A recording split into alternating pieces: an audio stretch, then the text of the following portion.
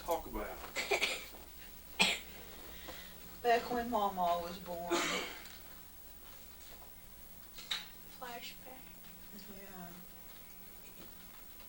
You have to talk loud. If you try to talk to me, I can't hear you. What do you want to talk about, Dad? Well, we just first say that what is today? Today's all April Oh, it's not the 8th. It's April 11th, 11th. 1993. Easter Sunday. Easter Sunday. We're here with MawMaw and Donna and Danny and Drew. Danny's 38 and Donna's 39. Drew's 10 and MawMaw's what? MawMaw 94? I'll be 94 in June. Well, almost 94. 94. Anyway, 94. we just thought we'd see what you could remember about everything you could remember.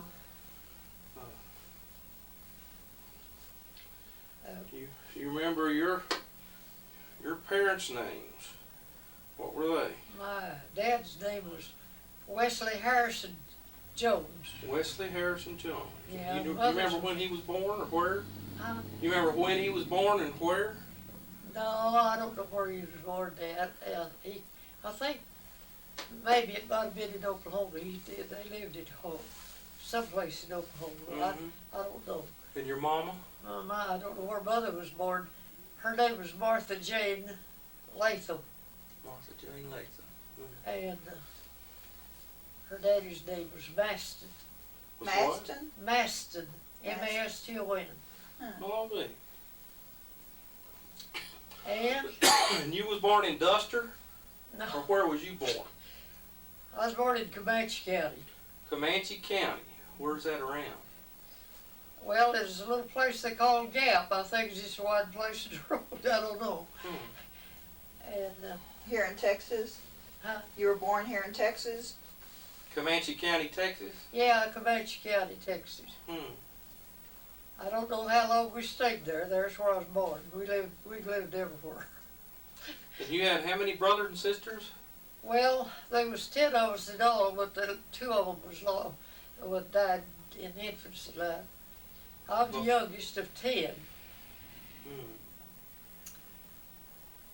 And the last one of the family that's left. They're all, Everybody's dead? the rest of the family's all dead.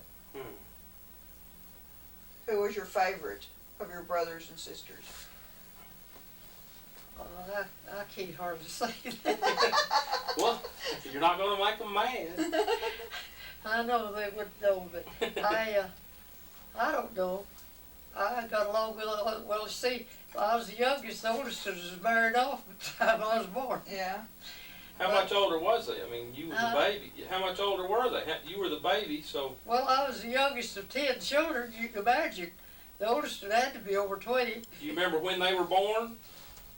Do you remember any of their birthdays? I don't. I did know their birthdays. I've got it wrote down over there, but I did their deaths. But I don't know. I couldn't remember. I know one of my brothers, Lark, was his birthday is the 30th of May. And Henry, he was older than Lark. His is in May. His is about the. I think his was the 10th. Walter's was the 30th. How much older were they than you? How much older was Lark than you? He's 7 years and a month or so. His birthday is in mine in June. And then I had lost one of the brothers that died when he was infant. He was between Lark and me. He would have been 4. He was 4 years older than me. He's the one who got killed in the car wreck. JB. And Who was the oldest of the whole family? Isaac was the oldest today. You That's remember my what year? oldest brother. You remember what year he was born? No, I don't know. It's in that paper, but I can't remember. I know he died in January of 1911. He was just in his 30s. Oh. Okay. How did he die? Well, he had typhoid fever. They didn't know how to treat that back in them days. And Was all this in we Comanche lived in County? Sea Springs at that time, Okay. and he lived at Rotan. He is married and had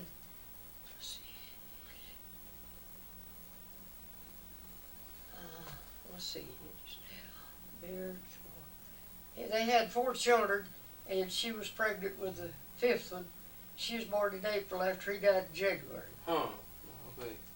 And they They were was in in our Rotan? house when he died. He lived at Rotan out there on the farm, and he got sick, and there was no doctors down in there. You know, we didn't have doctors everywhere then like we do now. Yeah. And the ones we had wasn't too much. Mm. But then he come down there and he died there. Okay. Were your parents still alive then? Were your parents still alive? Oh, yeah. Dad died in 1926. Mother died in 73.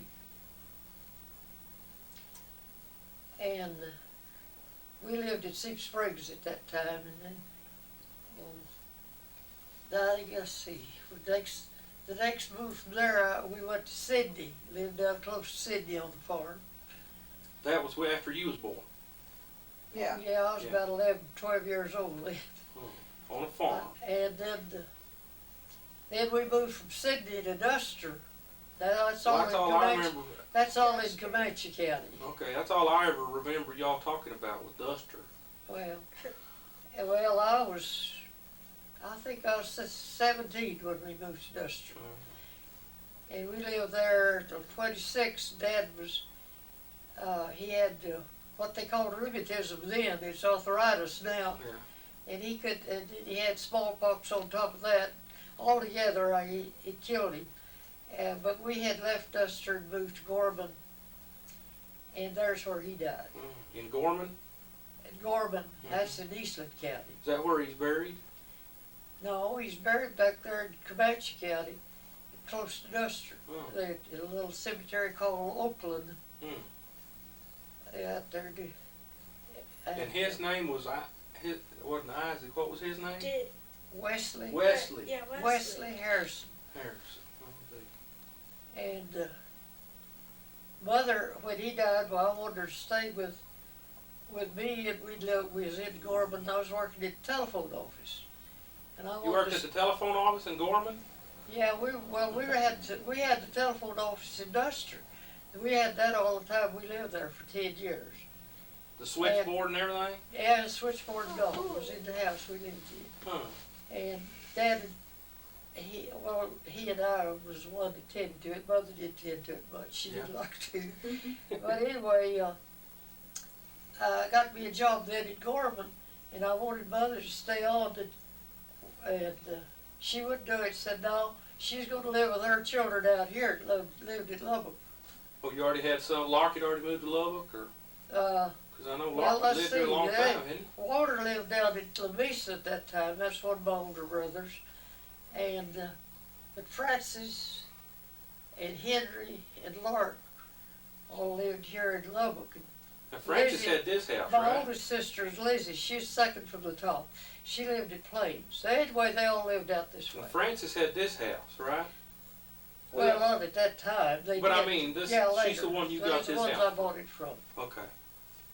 And she wanted to live with them, and I tried to get her to. Well, that just left me there by myself. Lark, well, I said Lark lived here. He didn't. He lived in Gorman at that time. He come later on, and I went and stayed with him in Gorman. But they had 2 children, and they didn't have but a 2-bedroom house. They wasn't part of their room. That's why then that Johnny and I got married. I met Johnny about a year before that. In Duster? No, I met In Gorman? I met him at Six Springs, and I went with another boy to Six Springs to church one night. There was a meeting going on. Yeah. And I knew Johnny's sister. I'd known her before. You're And talking she about come, Chloe? it was their church, and she come around and introduced him to me. You're talking about Aunt Chloe? Chloe, yeah. Uh-huh. And she introduced me to Johnny. And I don't know, I just fell for him. You was 16? No. We both just fell for each other that night. She And was well, I went on back, and I said something to that boy that I was with. I said, he sure is a nice looking guy. And that little boy is as old as he was. But anyway, the next week, Johnny called me and made a date with me. And we went on together then. And then after Mother would live down there in Mewa, we decided, well, we'll just get married. And we left there and come to Rising Star. How old were Y'all- you when you got married? I was 27 when we got married. And you got married in Gorman? We married in Easton. We left Gorman on our way to, we knew we was gonna live at Rising Star. Moved in with, well, he had Chloe and Effie and was his two sisters, and his older brother was Jim. They was all living in one house. So he was originally from Rising Star, is that where Yeah, he was from? Johnny was from, I think he's born down there Really? somewhere. And Now he was born in 1900, right? he was born in 1900, Yeah. May the 3rd. Yeah. He was born in May the 3rd, and I was born in 99, June in 99, 1899. I was thinking it was I was 1898. barely a year older than him, or a little over, I don't know which. But anyway, we lived in Rising Star then until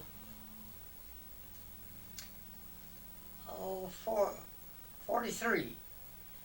And I left there and went to Rue. Yeah, mother was born out in, so all the kids was born in My Rising three Star. girls was born in Rising Star. Was they born at the house or? Yeah, they didn't have no hospital. How'd y'all They pick? weren't close there. They was all born at home. Yeah, how'd y'all pick their names? Johnny Marie was born September the 25th in 28, I guess, anyway. We married in October, and she's born the next September, the next year. And then the twins, well, They was born in she's 20. 15 months older than him. You have to do that count to them years. I can't. They was born They was born in Sea Springs. in 20. I mean, Rising Rising Star. Star. They was born in 29. Who? Granny. Oh, and They was Ronnie? born Well, she was January. born in 28, and they was born in 29. She's 15 months older Okay. than him. Mother was born January 2nd of 29. Yeah, Johnny was born in September the 25th, and the twins were born in a year A few and months later. January the 2nd from Wonder Dorothy. Okay.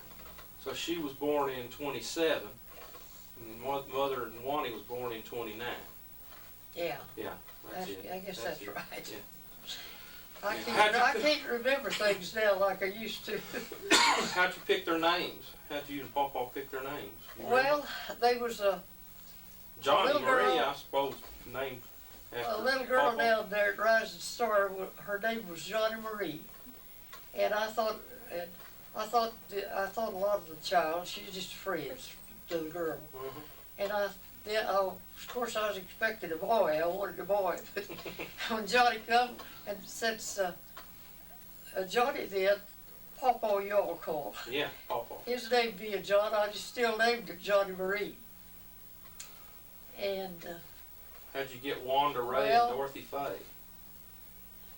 I think some of the friends helped me to name two of them. I said I can't think of one thing, but they wanted to match you know their they were names up twins? like twins did. So they named one Wanda Ray and Dorothy Faye, so it matched that way. And they just go with the name Wanda Dorothy now. Was you, did you know they was twins when you had them? Well, Did you know you had twins Before they- No, before I they didn't were know born? it. I didn't know it. Wonder was first born.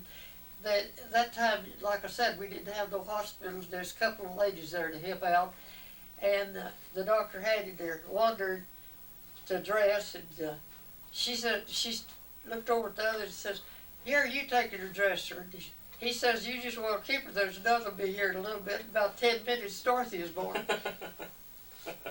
So they was born. So that's when you had to come up with another name, or did you already pick Wanda? No, we didn't name them until after they. Till was born. after they was born.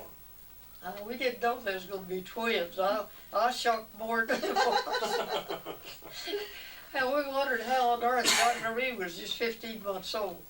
I couldn't think how in the world are we going to get around with 3 babies. What I was thrilled to have them all right, and still thrilled. I think I got all the girls in the world. Yeah. What was you and Pawpaw doing when y'all was Well, living? Johnny was hauling Well, he was running the truck. I don't know. He just hauled everything. Yeah. I wasn't doing anything. But I never worked out for the public after I married. Did you and Mother ever find that house or whatever y'all were looking for when y'all went down there to Rising Star this last summer? I found the house where Well, where there's a barn. Yeah. No, it's been You never burned down found it? or something. It wasn't there. Did you find anything down there you remembered? I didn't. Did you spot anything? We down- went down there this last summer Yeah. or fall, but I didn't see anybody that I knew. I didn't see very many. Did you It's a recognize? ghost town now. Yeah. Did you recognize anything you remembered or? Well, Oh, we of course I recognized one place. We lived in several places. We was there 17 years. We lived in 3 or 4 different places. And we found one, the one that we lived in last, that we could kind of recognize. They'd kind of build onto it a little bit. But all the rest of them was gone. I guess they burned down or So fell down or something. why did y'all decide to move from Rising Star to Rule? Why? Why? Why did y'all decide to Well, move? Herman Floyd lived at Rue. That's right. And the man that owned this cafe down there, he wanted to get shut of it, and he couldn't find it. It's out in a small place, you know. Yeah, the He Blue couldn't Barn. find anybody to cook. He couldn't, and his wife didn't want to. So Herman told him about me. I'd been working then in the cafe there at Rising Star, cooking. And Herman told him about it. He wanted me to come down there, and he moved me down to Duster. I mean To Rue. Rue. And the next year after I worked there, well, they got after me down there to buy him out. He was wanting to sell anyway. So I bought it out. You'd been there a year working and then bought him out? Huh? You'd been there a year working and then bought him out? Yeah, I was working there when I bought him out. And I lived there then until I went there in 43 and moved out here then in 47. The girls had finished high school. Wanda and Johnny was valedictorian when they finished school. And they didn't want to go to college, but they wanted to come to Lubbock because there was nothing down there for them to get a job or anything. Yeah. So of course Johnny come first. She graduated the year before they did. And Dorothy and Wanda wanted to come, and I couldn't turn them loose out here by themselves. so I sold the cafe and moved out here. Oh. And I've You been moved here over ever on since. You moved I moved on over at Avenue U. 112 Avenue U. Yeah. And stayed there until June of 69. I come here in You June. moved here in I June. moved here in 69. We had the tornado the next That's right. day after that. That's right. Good thing you got I've out been of here there. in this place all that time.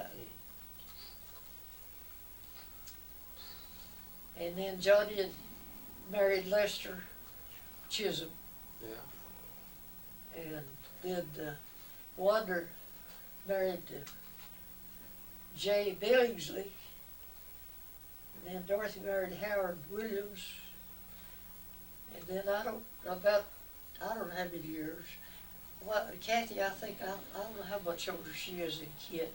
She was the first one, and then after Kit was born, when Wanda Jay separated, she married Robert Knight.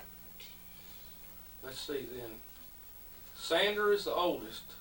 Sandra's oldest, oldest my grandchildren, Yeah. and then Then Candy. Candy, and then Kathy, Then and Ricky. Ricky, And and then me. Because I'm older than Mike. wait a minute. No, yeah. Yeah, And then then me. you, and Dad, Then Mike. Mike, and Jill. And then That Kent. takes care of all 8 of them. And then Kent. I'll tell you, I get wound up. I can't remember. Yeah. So Things Kent's the youngest. Jill is the youngest. Okay, Kent came before Jill. Yeah, Kid had his birthday this last Wednesday, Mhm. the 7th of April. He was, I think, Jill- 37, Yeah, because I'm 30. and I'm I think fixed to be- Jill's 30. I I'm don't fixed to think be Jill's 39. birthday. I She's- don't know when it comes. I think it's in May, but I'm not sure. So she's 36 now. She'll- I'm going to be 37. Because I'm Well, fixed to be Kid's 39. older than her a little bit. You're older than Kent, though. Yeah, I'm 2 years older than Kent. Kent was 37 just And last then, week, and I'm fixing to be 39. Then Sandra married first. Yeah. Uh, you want to say who to? Nah. Well, we all know Then this. Scott was born April 8th. I don't know See, what how year, many- but he was 18 this past week. How many great-grandchildren you got now? Sandra had Well, I've got one. 13 grandchildren, great-grandchildren. 13 great-grandchildren? Eight grandchildren and 13 great-grandchildren. That's right. I'm one of them. You're in the bunch. You're in the middle somewhere. But Sandra just had the one.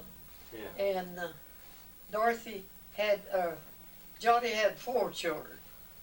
Wanda had 2, Dorothy had 2. Mm-hmm. Well, tell me more. Let's hear more about you. Like the first time you ever seen an airplane, stuff like that. Oh. Do you remember stuff like that? First time you ever took a First Train time ride. I ever saw a car, I think I was about 11 or 12 years old. First car. You see, we had nothing but wagons and buggies horses? and surreys, they called them. 2-seated deals. Yeah. Back in them days. We never went anywhere on the, if we went off, that's why we didn't take too many trips. We had to go in a covered wagon. We stop out beside, I know one time when Isaac lived down there at Rotan,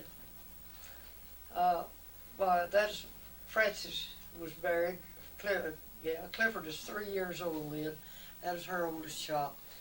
And Lark was single, and he and Frances mothered me, JB.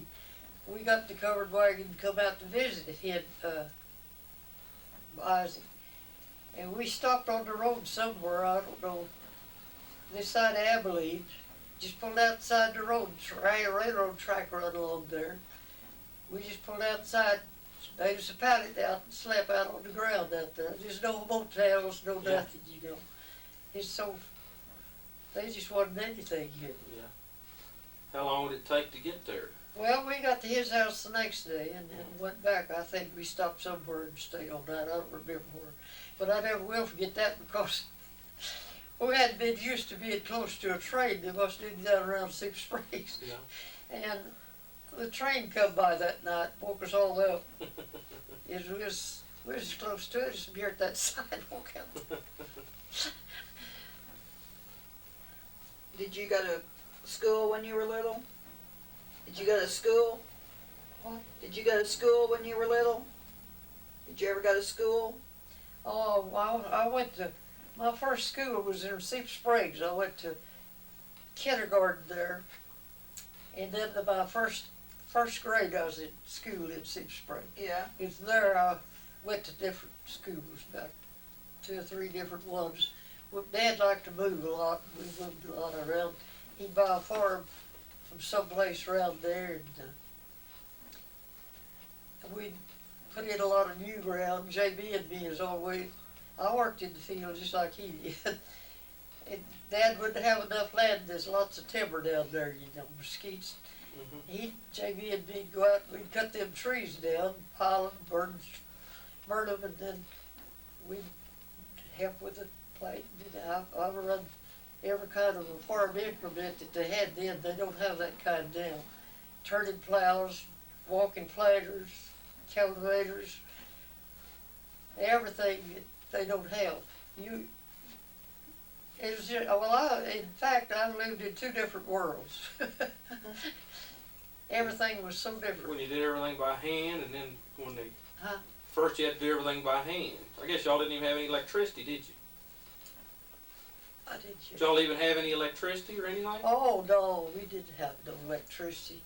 We didn't have any gas. We had fireplaces in nearly every house we lived in until we went to Nuster, and then we had to get us a coal oil stove to cook on. And we used coal in a heater. They didn't build houses then like they do now. It wasn't. Yeah. I wish you could see some of them that everybody had to live in down there. the houses they built then didn't have a closet, or you had to pick a corner in the house where there wasn't a window, like, and drive up nails and hang your clothes on nails, and then have a curtain or something pulled out over to hide them. To make a closet. Well, And see, we didn't, there was no carpets, nobody had any carpets. You had a wood floor. Had to scrub that with a broom. and go get your drinking water from a well. Had to draw water from the well. We never did have a place that had a wood bill. There was just wells. We drawed water out of the well. Had to wash on a rub board, tub, boil our clothes in a big old iron pot. It was altogether different from what it is now. And I don't remember when I saw my first airplane. I must have been 14 or 15 years old. I don't know just how old it was. I started to tell something, but I forgot now what it was.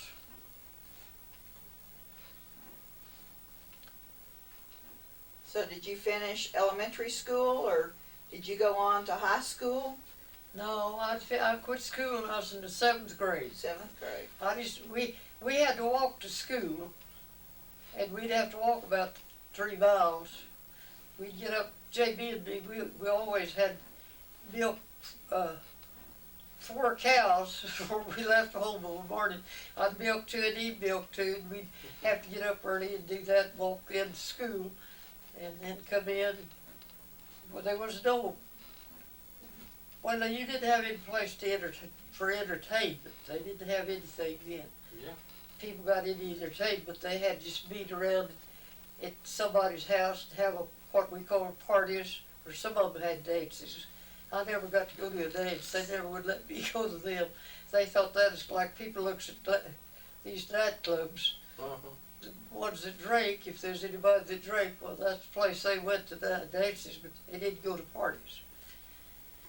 And So you just had to stay home. Did you have to we'd come in from school. Well, we'd have to, if the time to be working in the field, well, we'd hit the field, hoeing or doing whatever we could, and then have to get in and milk our cows that night.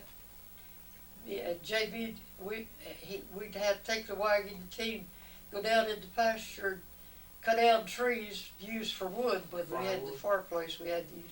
We'd cut that all up and take them, pot it up at home, and then when needed, well, he'd chop it up.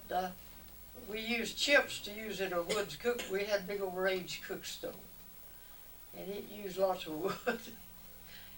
And I'd carry the wood in as he chopped it, pick up the chips that he chipped off for it to start out good with.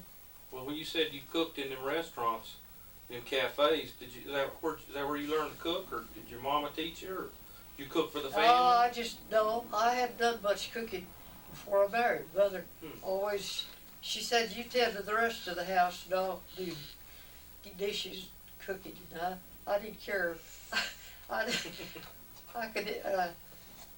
never did like to wash dishes. When you had that Blue Bonnet Cafe, you have I had all 3 of them working? Huh? You have all 3 of the girls work there? When we had that cafe, I hardly helped to do I done the cooking. You couldn't find a cook down there. They wouldn't know what, the farm ladies all had all they could do at home, they said. And I'd go down there every morning. I'd have to walk about a quarter of a mile, I think, from where we lived from it. And walk down. I'd get up at 4 o'clock, go down there, and usually I'd have to mop the floor after I got there, because I'd be started when I'd leave at night. I'd always stay till about 10:30 or 11, and I'd go down there and do that. The big old trucks hauling stuff, they run at night, you know. They all be stopping in there before 5 or 6 o'clock to get coffee and eat breakfast. And I'd have to be down there for that. And I run that then till about, well, I think the waitresses, I had one of the waitresses on the head. The girls helped out when they wasn't in school. And she'd come on and then I'd start cooking. And I'd have to stay there till after the lunch was over. We had a dishwasher and somebody cleaned up after that. I'd take the tablecloths off of the tables, gather up all the cup towels and everything, go home and wash. I had a washer then, didn't have a dryer, but I had a washing machine. And I'd wash them. I was gonna say, did y'all eat all your meals there at the cafe, or did y'all eat all your meals at the cafe, or did you cook and stuff at home too? Yeah, well, I didn't have to cook at home. We eat down there. Johnny'd get up in the morning, go down there and eat his breakfast, and come in at noon. But the time I'd get them clothes hung out on the line, I didn't have much time to rest. I'd have to be back down there to fix for night. And then I'd fix up, if we had vegetables like beans, peas, I'd fix them up, be ready for the day. Anyway, I wouldn't get away at night until about 11 o'clock. Did you close any time during the week? Was you open all Every day of the week. We never did close. So you never took a vacation or nothing? No, I didn't have time to take a vacation. I didn't even get to go to church. I don't know. I enjoyed it, but after the girls finished school, I couldn't get any help. I didn't want them out here either, so I just sold out. But I had worked so hard and so many hours, I promised myself then, if I ever did get to where I didn't have to get up at 4 o'clock in the morning, I was going to sleep. And I'm making up for it now. I don't get up early. I don't blame you. I don't have anything to do now, so I can just sleep as long as I want to. But we did have, I don't know, the way we live, well, it wasn't just us, it was everybody on the farms down there. The houses, the way they was built, they just, like I said, we didn't have carpets, we had wood floors, and the house wouldn't be stripped, the walls wouldn't, and they'd be cracks. When they built it, they'd put it in, but I guess the wood was kind of green then, lumber, and they don't bump, they'd be cracks. You'd have to, a lot of times, take rags and stick in them cracks in the wintertime, keep the wind from freezing you to death. You know, they talked about them Dust Bowl days. Do you ever remember any of them? No, we didn't have. Nothing affected. We didn't have that. The wind blowed and the dust, the dirt blowed. They didn't have dust. It was pure old dirt, old gravy dirt. Oh, lad, yeah, we'd have that in the springtime a lot. And while we was running that telephone office, why, of course, the lines run out from town in every direction. And Dad he couldn't walk to, that is the job I had to take over. I'd get me a long fishing pole. When that wind would blow it, the lines wasn't real tight, they'd twist together. I'd have to take that fishing pole and walk around and take them loose, and they'll all be connected together. I walked all over that country. With a fishing pole. I think that's why I have much trouble with my feet. I've been on my feet all my life. When I wasn't working in the field, I was. And then too, down there while I lived at Duster, there's a whole bunch of young folks there my age. We always run together, meet to have our parties and things. If one of us somebody wanted to work in the field, we'd all get together, go and work together. You know, one cotton or shaking peanuts. And I worked out that way a whole lot. While in daytime, while Dad could be there to work. Did you ever get to run the switchboard? Huh? Did you ever get to run the switchboard? Well, he run it while I was doing that. It wasn't like the switchboards we have now. It wasn't very big. It did take up, it had a lot of wires that run into it. I never will forget, Dad was always afraid of clouds. I don't know why. I don't think he was ever in a storm. But when the thunderheads would come up down there and they'd go to lightning and act like he was going to have a tornado, We always had cellars. We had one there where we lived, the switchboard. And he'd say, let's go to the cellar. And I'd go sometimes, but I didn't like to. I didn't like to go down in there. They just dug out dirt. They wasn't cemented or anything. Yeah. I was always afraid there was a spider or a snake or something.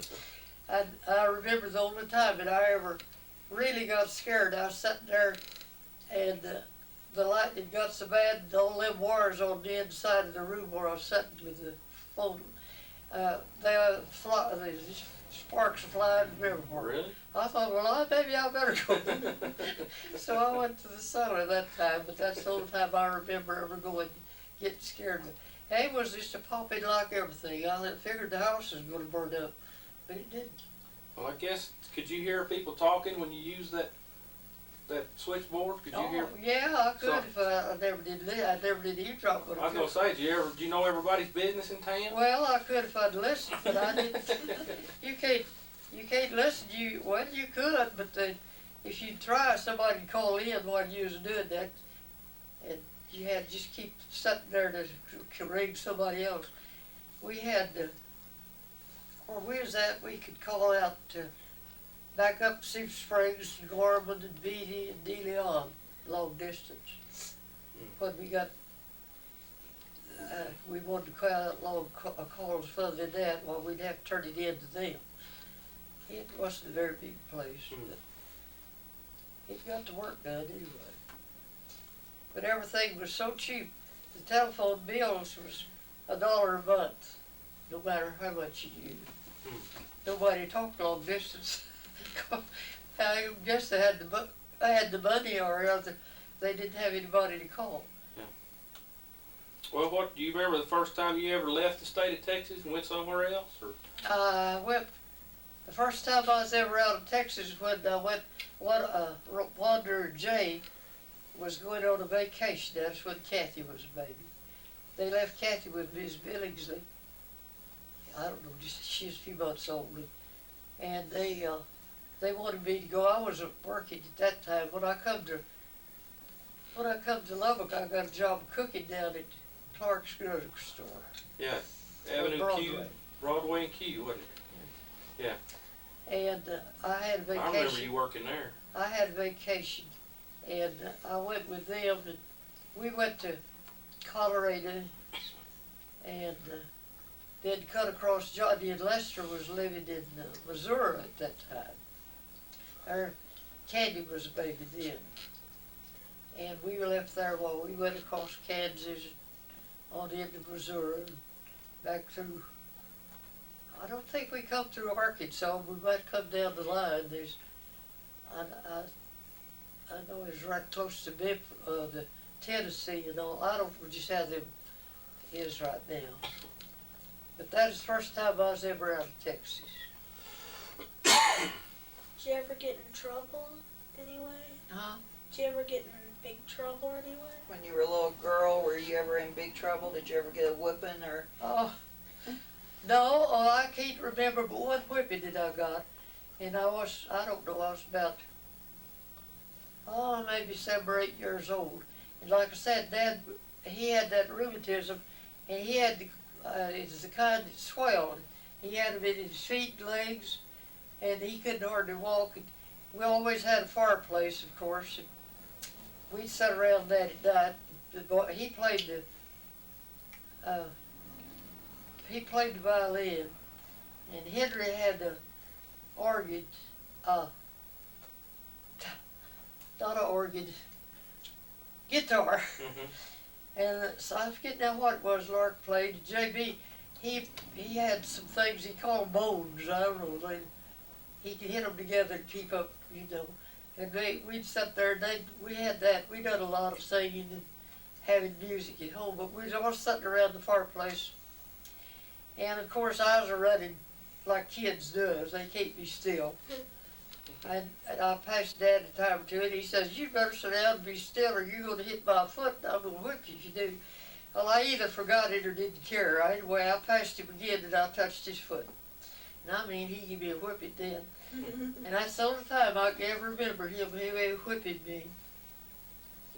I don't think Mother ever did. She done a lot of threatening.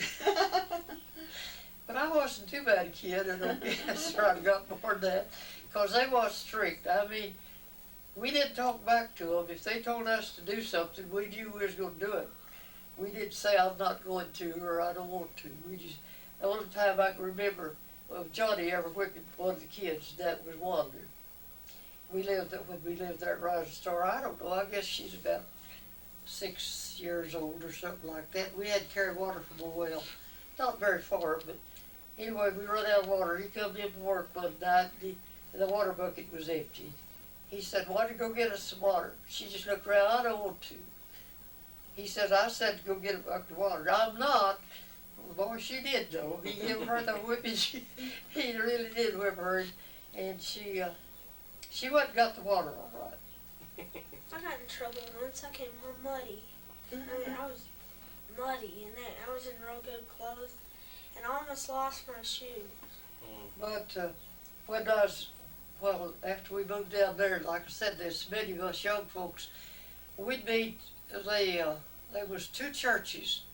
One that was the Baptist, the Methodist, and Nazarenes, I believe, all preached in the same building, but they had a Church of Christ there, which we went to.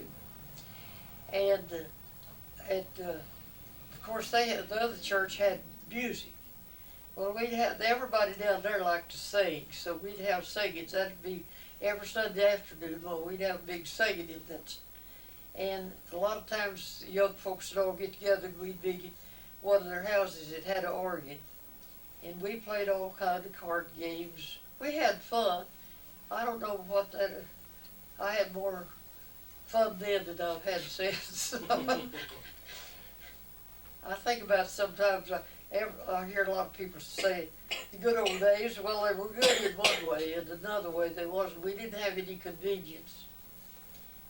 If we would, if they had, I know a time or two we lived 7 miles from Sioux Springs when we was at Duster. And there's some people that we knew that lived about 3.5 miles, about halfway back to Sioux Springs. We'd walk up there at that party, play snap and a lot of games like we played then, and then walk back home. Maybe the next day be out in the field working or something. We worked. We didn't have time to play. I'll tell you, there was no.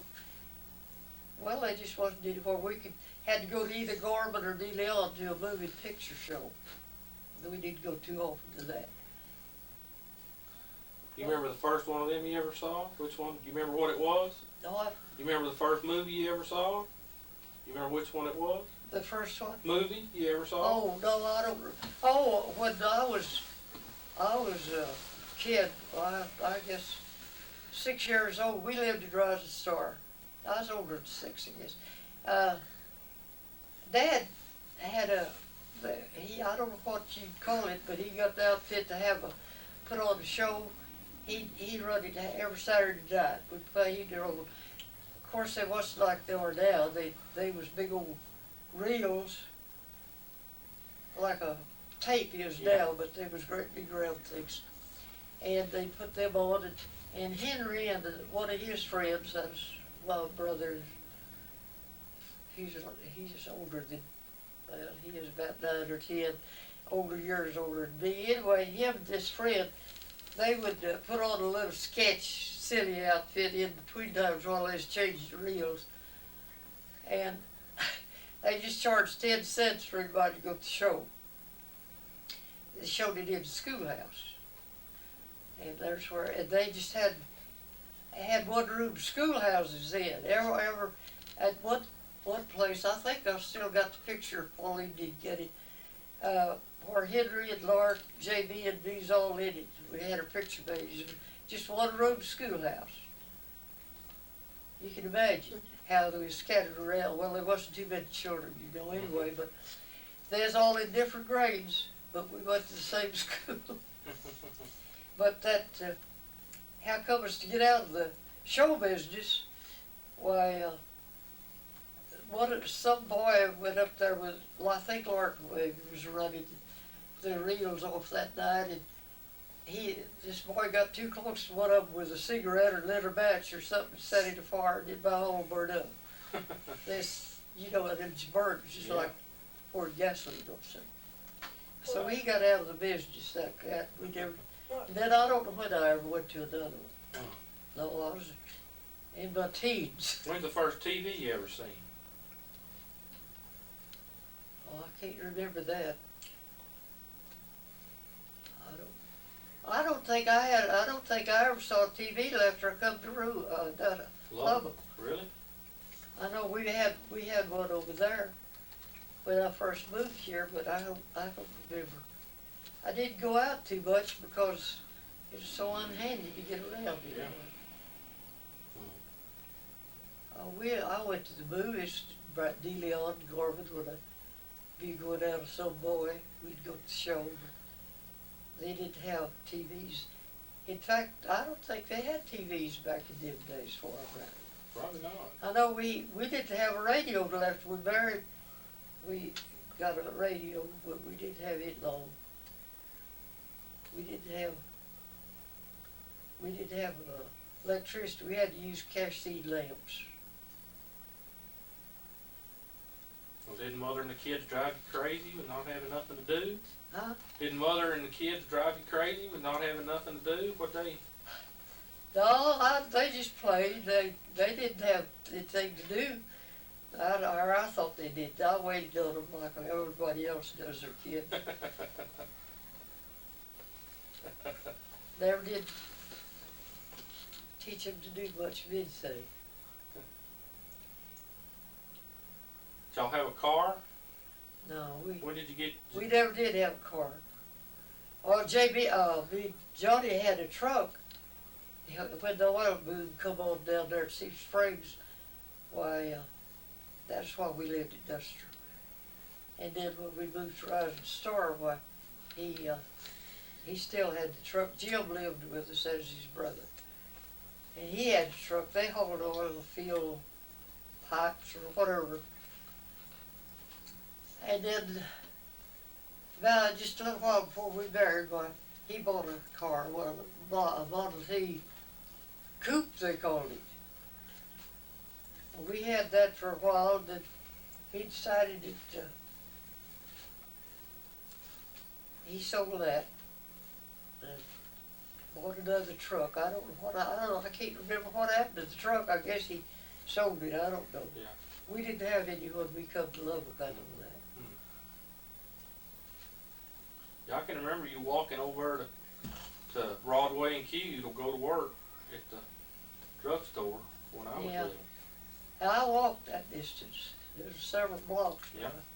I walked there in the morning and back in the evening.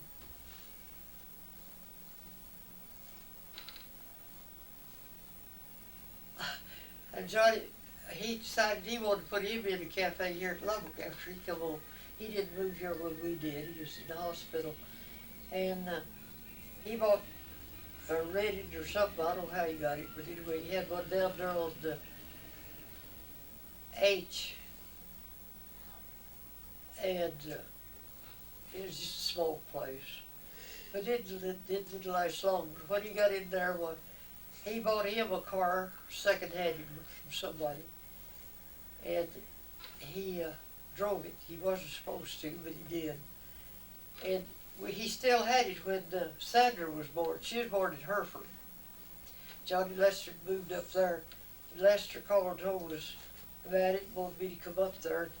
So we started out, Johnny and me did in his car. We got to Littlefield, and it stopped. I don't know if something got wrong with it. Of course, he didn't know what to do to it. He just pulled up to a garage and got out. I called Lester, and he come down there and picked us up. Johnny left his car sitting there. He never did go back after it. He had tools and everything in it. But he never did go back. Just left it there, huh? That was the last car we ever owned. When Sandra was born. You told me a story one time, I remember a long, long time ago, about when y'all used to set up with dead people.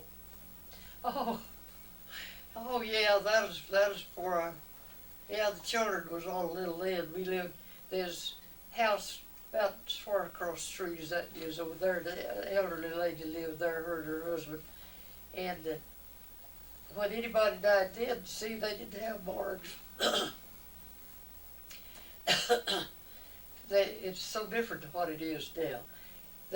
Higginbotham's had a dry goods store.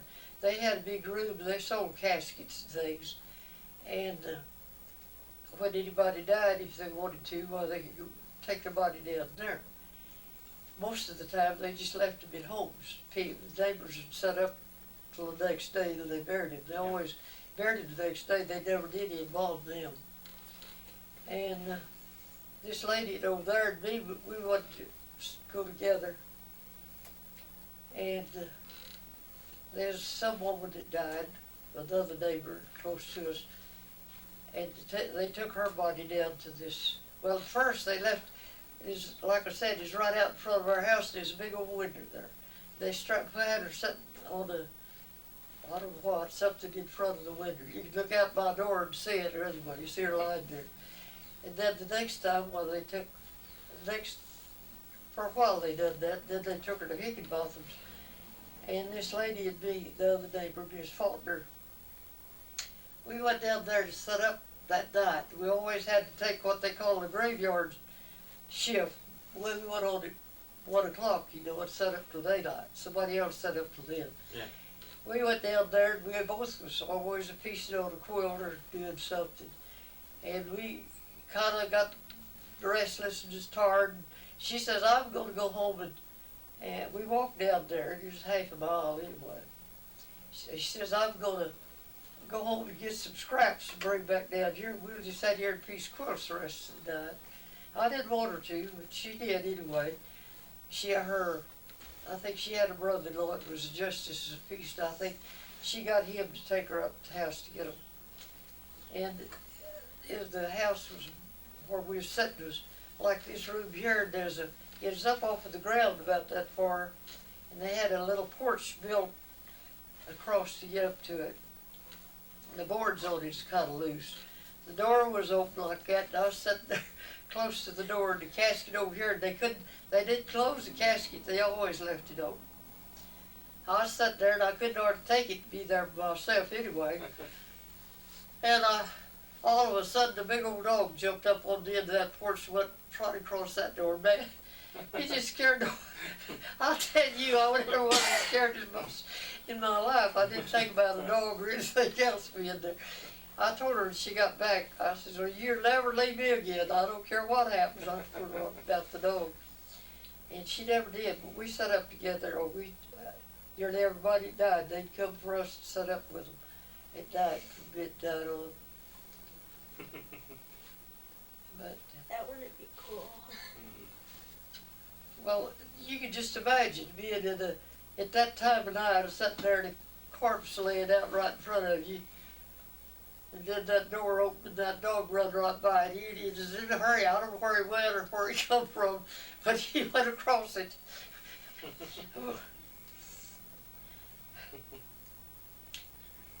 That's what I said. I've had more experiences in a lot of things than a lot of people. You've sure seen a lot. I used to tell kids that when they was little, the grandkids. Sandra, she said here a while back, says, oh, you made that all up. I said, no, I didn't make it up. It's a fact. I tell them, we just had, well, after I moved up here, of course, we had electricity. I'd get them all sitting down, try to entertain them. I don't know where their parents was. I'd turn the lights off and go tell them things like that and scare them.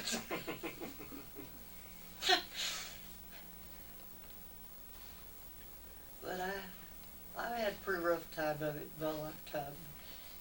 I lived through it.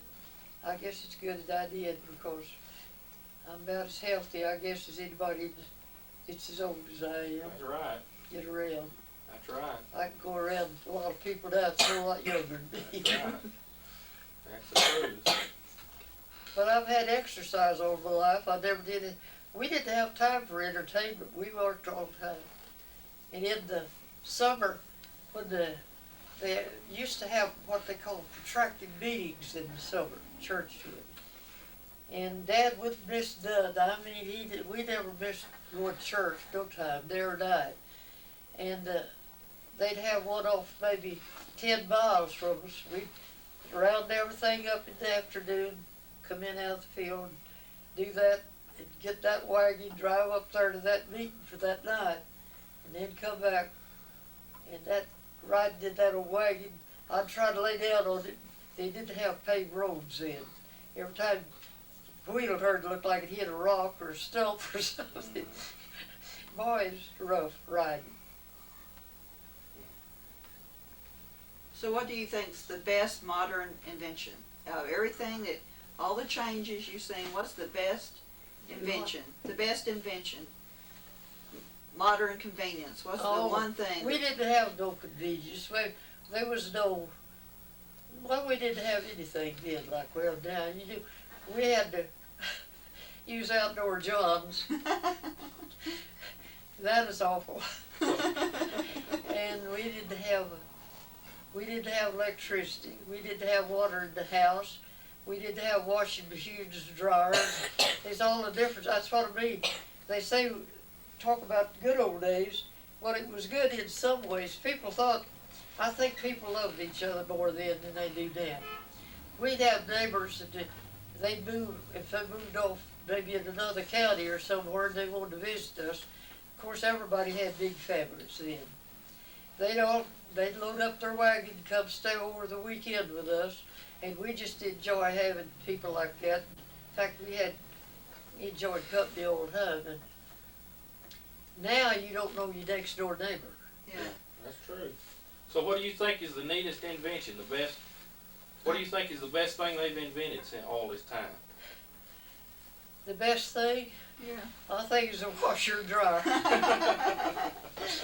I tell you, it was a job to wash on a rubboard. I bet it was. When you had to draw your water out of the well and heat it in the wash tub hot before you could wash them out in hot water, then dip them out of there and put them back, have to carry water and put 2 or 3 tubs to ranch them, hang them on the line or on the fence or on a bush or where you could find a place. It was, there's no comparison with the time when I grew up and it is now. Not anything like it. Yeah. You think anything else?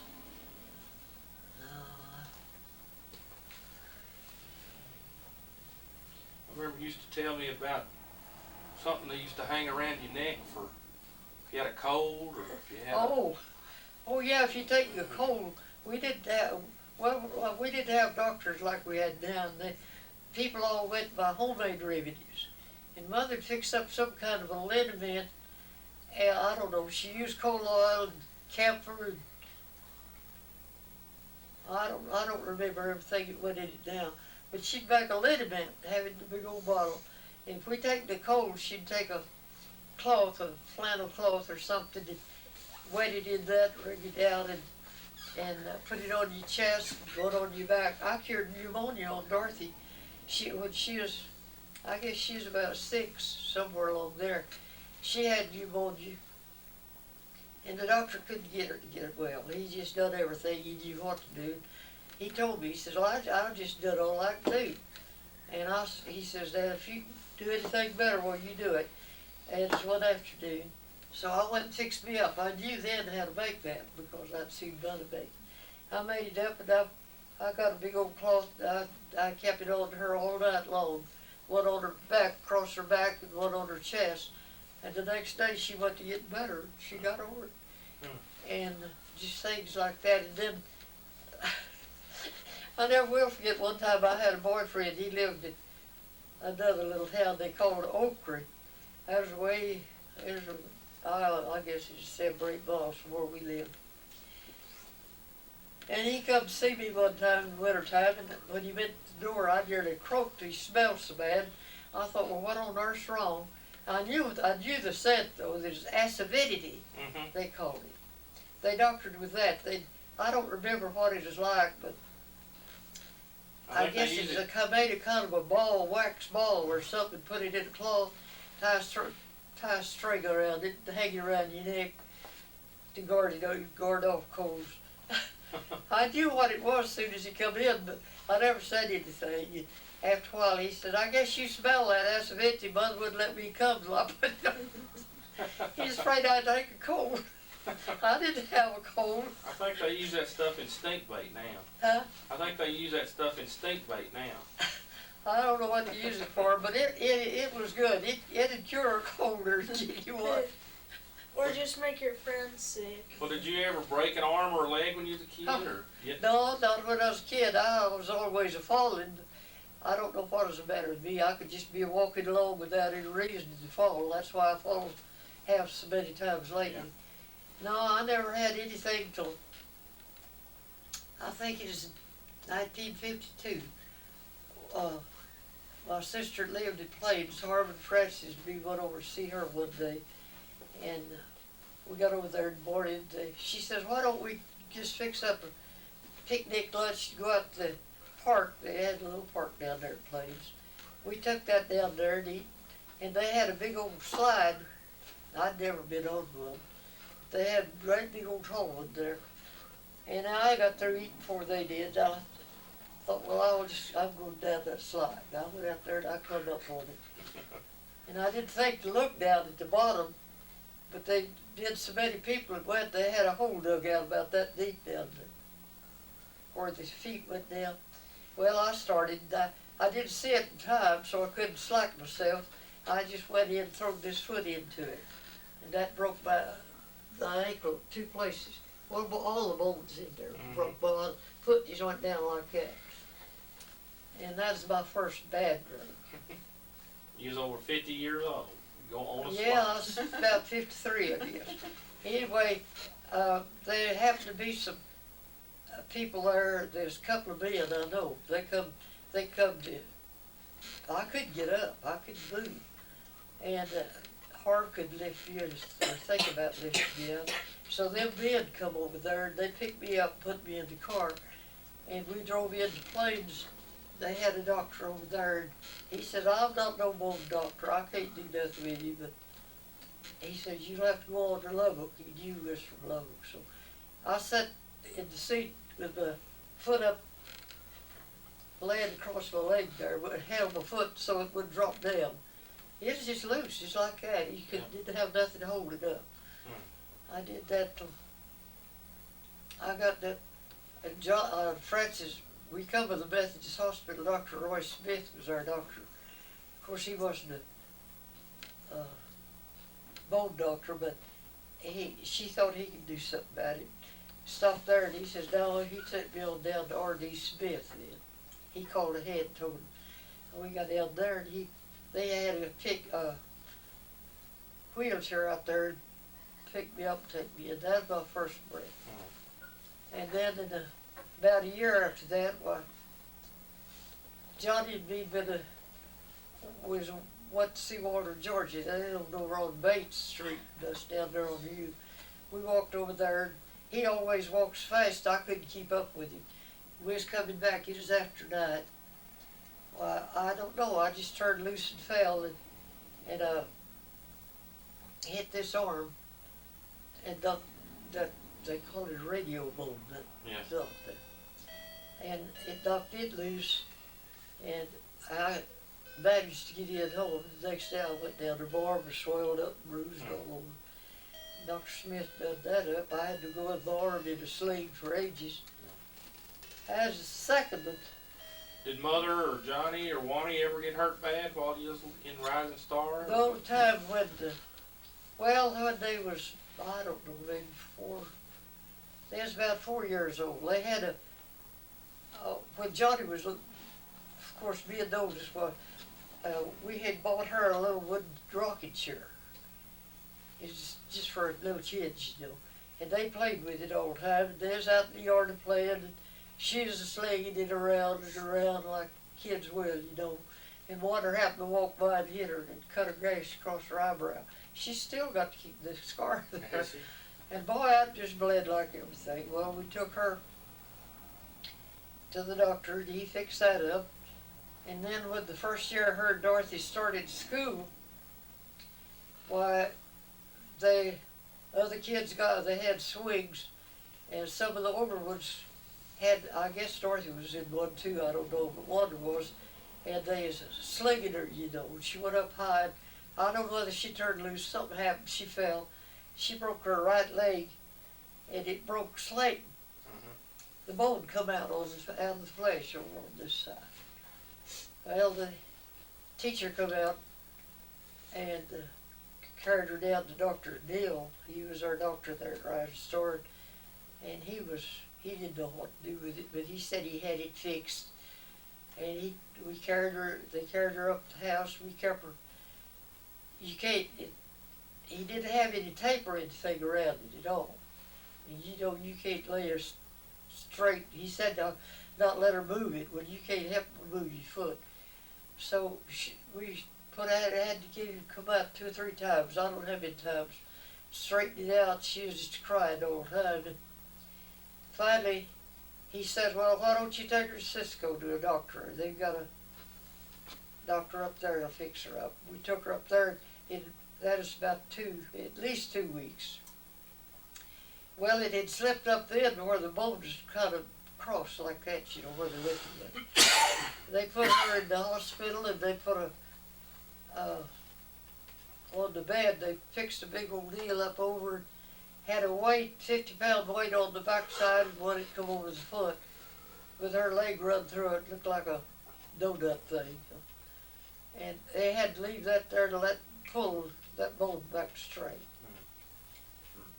I don't know how long she was in that hospital. Dorothy never did get hurt. I don't know why. Too mean. Was it you then when y'all lived over on the hill?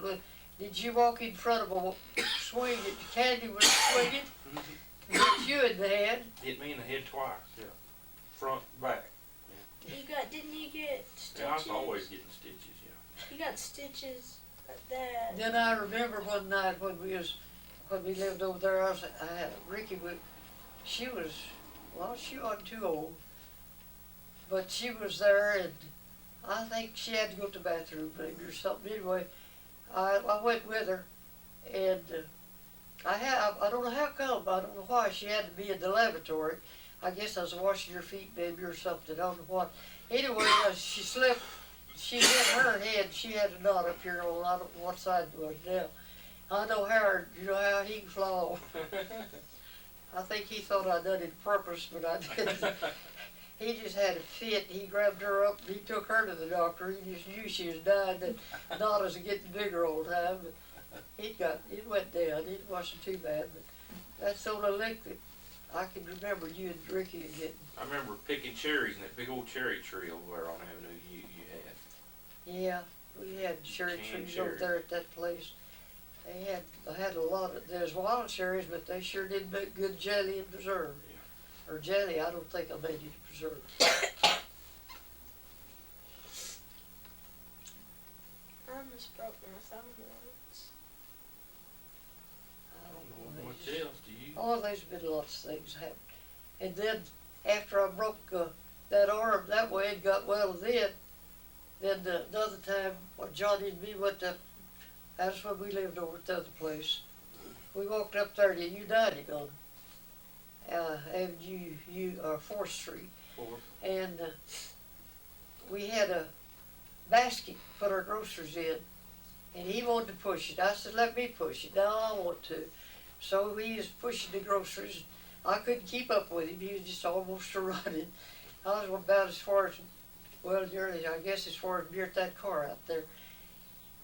I just turned loose and fell without any reason. I didn't stump or tore anything. And I guess I threw my hand out and hit the curb maybe. I don't know. Let's see. I broke them bones there in that wrist. Just both of them. They done just like my foot. And I had a terrible time with that. I got a hold of a doctor. Dr. Smith, RD, was out of town. And I used the one that was there in his place. And he said that was the first time he'd ever doctored anything. And he didn't know what to do. He didn't try to pull of course my fingers just come up like that when it fell. And he didn't try to straighten them out. He put a cast on it and didn't straighten it. And he put that cast, he had it down to here, and that night, that was long in the afternoon. And that thumb went swelling up and turned blue, and I told the nurse something had to be done, it was hurting so bad. So he cut it off, take that off, put another on up higher, and then put it on as tight. I fooled with him for I don't know how long, and it just still, the pains, it just hurt like that. He'd put a couple of pins, I don't know why, I think I've still got them in there. They look like they're chrome about as long as your little finger. He just stuck them in there to hold them bones together. And then put the cast on top of it. Well, I couldn't, and my fingers are still bent like that. And every time I moved that arm in the least, and they would hit that cast on there, pained me. And Smith got, when he come home, I called and told him about it. I said, I don't want him to, his name was Wheeler, the doctor that got for. I said, I don't want him anymore. I want Dr. Smith to do that. So I called and asked him if he'd take the case over, and he said he would. When I got down there, he said, well, no wonder it's hurt. He did straighten your fingers. So he got hold of my hand, and the nurse got my shoulder. I mean, he straightened. But as quick as he got them bones back to their place, it quit hurting down there. And I had that arm for a long time. But I had to take therapy treatments for that. That was the second bad break.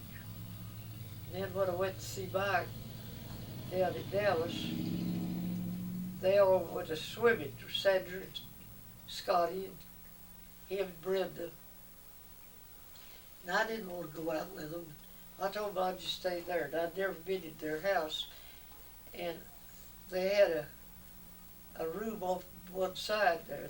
One was the living room. And it had a step, one of them step things. Step down. Well, I didn't know it. And I could see through the windows back over. It was as big as this room. And there's big windows, and she had pretty flowers in the back. Now, after they left, I thought, well, I'm going to look through them windows. That I got to the door and stepped, and what I did, I went staggered, and I couldn't straighten up. I went clear across and hit the wall on the other side. That's when I broke my left hip. I just spread out right there on the floor. I couldn't get up.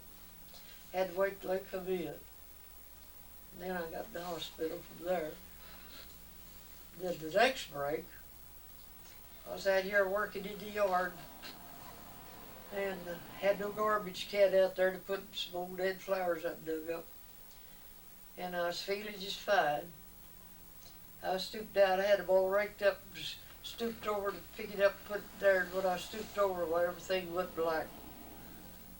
And I grabbed the can and held it up for a while and stood there till the eyesight come back to me. I thought, well, I'm all right now. I'll just come in the kitchen door. It wasn't her. She stepped. And I took one step down, I went, broke another. So that's the way I don't know why. I don't have to stumble. I just fall. That's your last one then. That is my other hip. That's my right hip. I broke the first one down at La Plano. And then 2 years ago, I got out of the bed and started to the bathroom in there. And when I was feeling just fine. It was about 5 o'clock in the morning. And I was just walking along. I wasn't trying to walk fast. I couldn't walk fast. After I went to breaking hips, I slowed down. And all of a sudden, I just fell sideways. I broke this arm up here in the pelvis. And that, they didn't think, well, I asked him, I said, is anything wrong with my shoulder? The bone just broke along here. Smith said, no, it's just broke there. It is broke through. He fixed it up, but they didn't do nothing with the shoulder. And it just hurt, it hurt. And I stayed up there, I don't know how long then. Well, I'd had that spell though first. That's when I broke this hip. Yeah. I had to stay in the hospital 2.5 months or longer. And then when I broke this last one, and it's still, that arm is stiff. I can't get it higher than that. I tried to, but if I wanted anything, like palings come off my fence out there between me and this deed here wall. Well, they come off last year sometime, and she wanted them up. She didn't want them laid over in her yard. I just picked up courage here about 2 or 3 weeks ago. I thought, well, I'm going out there to get them and put them up. I took me some nails and a hammer, and where they was up 6 foot, you know, you had to nail some up. Well, I couldn't reach up with the nail and the hammer, so I take my walker with me. But I finally decided, well, I put the nail in the hand, and I took this hand and I raised it up. I couldn't hardly, it hurt. It still hurt, but I got it to where I could put a nail in. I nailed that board up there, and fixed up some, well, there's more than one. And if I hadn't had my walker, though, I'd never got back to the house. I just keep doing things like that I know I shouldn't do. That's right. But when it needs to be done, I try to do it. That's right. And I'm always working in the yard. I like to work in the yard. Well, I know you're probably getting tired. I want to ask you one more question. If there's anything that you could change, Huh? if there's anything you could change from what you did all these years, what would you change? Anything you've done over the years, would you do different? Well, I don't know. Well, every accident I've had, I didn't know it was going to happen. Well, not just Oh. accidents, but anything. Anything from the time you was born. Oh, I wouldn't say, I could say it, but I won't. Yeah, they'd be a change, but I won't say what it was. Yeah, they'd been a change when the kids were small. If I could have had courage to do what I should have. Well, I'm getting tired, and I know you probably are too, so we'll shut this off. You talked for an hour.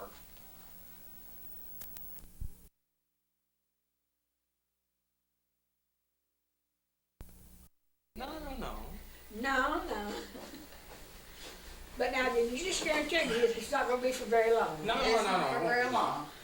This We- is- We'll finish the story some other time. We just want you to tell us about, like, where your parents came from. yeah, first tell us. My mother was from Missouri and Papa from North Carolina. Oh, really? North Carolina. What was his name? Adams, Ross, my daddy's, Uh-huh, Ross Adams. Ross Adams. Ross And what was Adams. your mother's name? Maddie McCutcheon, McCutcheon. Maddie B. McCutcheon. Did you know your grandparents very well? Pretty well, we both. Really? Well, on the Adams side, better than the McCutcheon side. Yeah. I remember when Grandma McCutcheon died. I wasn't very old, I don't know what I was. I would say 4 or 5 years old, maybe Uh-huh. all. Uh-huh. I wasn't as old as that, 6, I guess. And I remember her going to bed. And like saying that back in them times, she never have a doctor come to the house, never did know very many doctors, wasn't very many. Yeah. And they said she just went to bed with short of breath. Huh. Was she living with y'all? No, her husband was still living at that time. You know when they were born? When? No, I really don't. But you know. I got it on paper, but Yeah. Yeah. I don't know. So where were y'all living then when she died? Where were y'all? We lived at Tipton, Oklahoma. Oklahoma. That's where you were Oklahoma born? County. That's where I was born. You know, I don't know whether you've ever been there or not. There's a orphan's home. Huh. And first one I ever knowed of. Uh-huh. And I was born about half a mile of that Tipton's orphan's home. I'll be. What year and day? Me? Yeah. January the 15th in 1913. Okay. And I know you had an older brother. No, I didn't have an older brother. I had an older sister, Ah. Mabel, and See, I don't Mabel was- remember you talking much about Mabel. Well, you see, she passed away. Well, Lauren and Delta, you remember Yeah, Lauren and Delta? yeah. She is their mother, Oh, okay. Covington. Okay. And their daddy was, I was telling that the other day on it here, this will be on this now.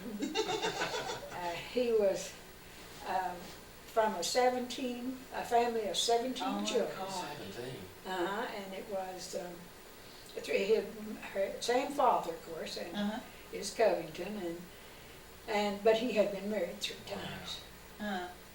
And that was your older sister. Mhm. Okay, so who was the uncle that died? That was your brother? Uncle Orville. Or Orville, yeah. I can't Yeah, remember. see this, Mabel and then myself. Lord And then- Skelton see, School. And I didn't know that Uncle Orville was younger than you. Oh, I yeah. thought you were, I was, younger. no, I was the oldest one really that you folks know. yeah, yeah, And then Odessa, okay. she was a year and 10 months older, younger than I was, and she was a year and 9 months older than my brother. So Okay, the last three of us come in a hurry, but there was 4.5 years yeah. between So how me and many those total two. was Total of four. there? 4. It's Yeah. four And of y'all us. all lived in Tipton, or they? No, I was born there, Tipton. Yeah. Well, I mean, And then, when did y'all move to Texas? In 1929, March, I would say in March, I was 29. so Well- you were 16 when y'all moved to Texas? Well, what about all those days in Oklahoma? Well, they Doris? was good ones. As they, we got some good ones. Few little minor details. I wasn't like your grandmother. I imagine I got the leather laden. No, not bad. We lived out, we bought a farm when I was 8 years old and moved out between Otter Creek and Red River. And then we lived there till, no, I wasn't that old. I was about 8 years old when we moved from there. I was about 4 or 5 when we moved up there. And what I remember about it was there was a lane we had to come down to the house, and it's always a buggy and horse, you know. And it had the top of trees that Uh-huh. covered the driveway down to the house, which is about half a mile. I know those worms on those are good for Yes, fish. there was some of them, a few of them. But then we moved back close to Tipton and lived there about a year, and then we moved to Manitou, What did your dad do for a living? farmed. Farm. He farmed. And your mom kept the house and the kids. Oh, yeah, and Mom done a whole lot. And before I was old enough to, and could, he would pull a lister out. Well, I just followed right after my daddy. I was his boy. Yeah. He called me Bill. Well, your given name is Willie Pauline, right? That's right. Yeah. Willie Pauline, and he called me Bill. Yeah, so he started it. Yeah, he was the one that started the whole thing. He said, well, that's his boy. Yeah, And so that's what I've done. And before I could even, I'd write a lister, plantings, feed, you know, the fields, you know, uh-huh. products in the field, and he'd have to get off of his and come over and put mine in and out of the ground for me to turn around and put in the rows. Now, I understand that he did a little bit of bootlegging. Just a on the little. side. Occasionally. He wasn't so bad, but just did occasionally. And I think one time you had to kind of help him out, didn't you? Well, just now you don't want to get everything. Yeah, we did. Well, he had 3 barrels of mash ready. And they bury that, he'd bury it in the ground. It was in 10 barrels, or metal barrels. And it'd work off to where it was whiskey, you know. And then we had a still up in the barn, and we'd have to carry that in buckets, you know, up to the still. They put it in half-gallon fruit jars when they actually run off. So he got word in town that they was gonna come raid the place. And I was 10 years old, I guess. So he hollered, Bill, come on, let's go. And we jumped in 3 barrels, dipped it out with buckets, and left the barrels in the ground, you know, and covered it back up. And let that mash, or they called it mash, and let it run down the river, or creek. And there it was, just ready to run off and make the whiskey. And then, what was you gonna ask me? I was gonna say, I heard a story once that you carried it out in a pail like you were Oh, don't mention things like that. Well, I had some. a bedpan or almost. Well, it was what it was, I could very well tell you. An old chamber. And it was upstairs. And I know Papa where it was at upstairs. Of course, I just hung right to his heels, you know, just like a boy. And so I knew they would raid that. They'd go up there too. And then I know where Papa really had some, but I couldn't get to it. There was a 3-corner cabinet. And underneath this cabinet there's a shelf, but the shelf part come back this way instead of going to the corner because it's hid, because Papa, that's where Papa kept his to drink, you know. But anyhow, I knew they was coming down, and they was in the house. We had an upstairs to the house, and I up and poured all the whiskey that was upstairs, which was possibly a gallon and a half, and had put the lid on the old chamber, white chamber, and carried it right out. There was in there, and I just carried it right out, walked outside, went up and poured it out. And so, as I say, this, Saved him. just do things, and that's the way it went. So then y'all moved to Texas? Yeah, we moved to Texas. I think you were telling Jacqueline or somebody, what made y'all move to Texas? Papa, the McDonald's, you know, Benny, met Charlie McDonald now. His daddy had, no, not Charlie's daddy, his grandfather had that place out there in Texas, out there close to Luke. And so he let Papa go out farming. And Mother wouldn't give up, you know. And so Papa said, well, she said, well, if you'll quit drinking, well, we'll go out to Texas. So Papa promised he would. And so we went ahead, and that's what I say, we stopped in Lubbock and spent the night, just across from Texas Tech. This was in 29? 29, yes. I say, Lubbock was a little different than it is now. Yeah. And Heck we come through in a no topless, well, the top was let back, forward. And we had chickens on the running board in a box. And their Mabel was just ready for Lauren to be born. I was in March, and Lauren was born, I think, in April. And came all the way to Luke then? Yeah, well, we was a little ways from Luke. We didn't move into Luke. We moved on this farm. But anyhow, Papa and Steve drove across the county line from Oklahoma, across Red River, and from the county line to over into Texas. Well, Papa turned his bottle up, drank it all, and then he threw the bottle into the river and said, "Goodbye, my honey, I'm gone." So he kept his promise. He kept his promise. Oh, that's neat, that's neat. But it's something, and as she told, just right along, the truth as I said, when she told about people setting up with, we'd even have to watch for cats coming in the house. They were so bad after those bodies. So where did you meet Granddad? Well, we met him, there was a sand bed between Brownfield and out there where we was going, which is 18 miles out.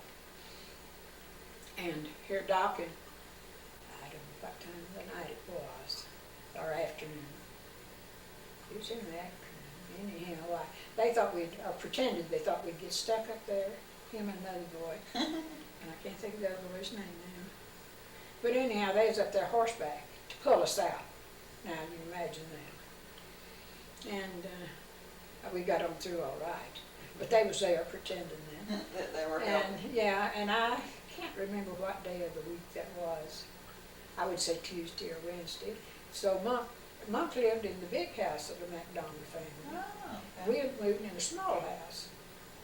And so she said, well, there's a few coming up to play dominoes up at the house Saturday night. Let's come up, play 42 or dominoes. Or they shot the magic chest. You know. Mother would not allow cards in the house, but we could have dominoes. So we went up there, and these Doc and this other boy was up there. I was always up there. And it's Odessa and I that went. I was all supposed to go. That's who she asked. She'd done it personally. So I asked Doc afterwards. He asked to walk us home. And I said, how come you to pick me to walk home with and take home? Walk down to the house there. Oh, I don't know. And I went with the other boys some afterwards, but not much. Now, he lived in Brownfield? No, he was living He was living right around there? right there, right in there close. Really, it was a little closer into Luke than we was, about 2 or 3 miles. Now, where was Granddad born? Lyles, Uh-huh. Texas. Well, but where, when it down more around Dublin where Yes, he was born? down in that vicinity. I don't know exactly now where it's at. In around, I've got it on paper, but I don't. Yeah. Couldn't say exactly where it's Yeah. at. Now, how many were in his family? How many boys and girls? I don't remember. They all had funny names. Yeah, Mr. Lyles, he had 2 brothers, I believe, and maybe 3 sisters. No, they were 6 of them. Well, that's what it'd be. So where are Granddad's parents buried? Are they? They buried Mr. Lyles. I don't know. Huh. I really don't. Now wait a minute, now his parents, he's It's buried down what- there where Doc's buried. They're Little Mama and Little Papa. Yeah, they're down Okay. there where Doc is They're buried, in Dublin. probably, out at the Greens Creek Cemetery. Okay. I can kind of remember Little Mama. You can, well, A little I bit. expect her. Yeah, because she died probably in the 50s. I don't know She when. died in 50, 58 or 59, yeah. 59. Mother died in 57 and she died, Miss Lyles died in 59, both of them in November. My mother was out in California. And Your when mom she was in died, California when she died? was just out visiting. Hmm. She was at Lawrence and Dalton's, or thereabout, Yeah, yeah. when she died. And they put her in the hospital. So did Little Mama and Little Papa stay down there in the Dublin area just most of their lives? No, they come to Texas. You see, they was out there at, when Doc come out, why, you see, they was down there at Dublin. Let's see, they come out, I should know when they come out.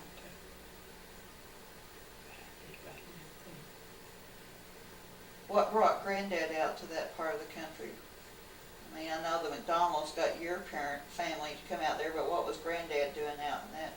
Well, that would have been the Lyleses. Yeah, what was Well, the farming. just farming? They came from Dublin to Yeah. Loop to farm too? I know, I'll have to tell that on Mom. Of course, amongst all of Mr. Lyles are Doc's folks, had nicknames. So, what was it? Yeah, it's Laura, I believe, was it? No, it is not, I guess, driving this old topless car and to come up the Cap Rock down south, down below Louise, down in that center. Yeah. And Toad said, "Don't look over," said, "there's an awful ditch over there." It said, "Don't you look." I said, "And it looks awful bad, but don't you look, you drive." Of course, couldn't have stopped the old Model T in 1,000 miles. But when they come up to Cap Rock. So when did you and Doc decide to get married then? Well, we did. We got married in December and we met in March and married in December. That's just almost like us. We Exactly met like in March and married the end of December. Well, we married, what, then right now, I can't tell you to say I my think it's around December the 15th or so. And Yes, that's right, it's Yeah, 15th. we got married at the end We of married December. 15th. So y'all stayed there in Loop or y'all come where? We went ahead and just stayed right around there up until we moved to Dublin when, Rossi. Yeah, because Was it Rossi? Mother was born in Earth, wasn't she? No, your mother was born there at Loop. Oh, It was, there on the McDonald place. We didn't live there then. We lived a mile and a half or so. But she was born over at the house. Orville had his leg broke. And So y'all moved from Loop after you married to Dublin? no, we stayed there at Loop up until after Bernice was born. All 3 girls, really, let's see, wait a minute. Yeah, when we moved down to Dublin was after Rob Bobby was born. So We went- all 3 were born in Loop Mhm. and then you moved to Dublin? Yeah. And we stayed a very short time, I'd say 18 months or something like that. huh. What did Doc do all the time he was in Loop? Farm or? Well, we farmed, and then as I said, he done a little of everything. He farmed, and he also worked at a gym, and drove a school bus, and we run to help Selfie Laundry. And Then the girls were born and y'all moved to Dublin. You only stayed Yeah. there how long? we didn't stay but about 18 months at that time. So were Bobby you, was a little, What- and now we moved back to Loop and had the laundry there. Right. What took you to Dublin? Well, you see, that's where he was raised, where he was born, where Doc was born, and the Lyleses, was some of them still. Yeah. Some of them were still I'll there. never forget, I'll have to tell it on it. After Doc and I got married, the Lyleses was going to go down, Mr. and Miss Lyles was going to go back down to Dublin to visit. Well, Doc, of course, he wanted me to go. He had went down in the fall and worked to make a little money, 15 cents maybe, probably pulling bowls. But anyhow, he wanted me to go back down. We hadn't been married too awful long, quite a while. I don't know what time it was. when it was. But anyhow, they had an old Hutmobile car. And so Mr. and Miss Lyles moved to La Mesa. Mr. Lyles was a great hand of trade. I know the first time I ever know that he done much trading. Well, he says you always want to get boot when you trade. For any animal, he'd just take one out in the country, you know, and he didn't even have a trailer. He just bring him in what he got. Well, he come in that night. He left with a horse and a saddle.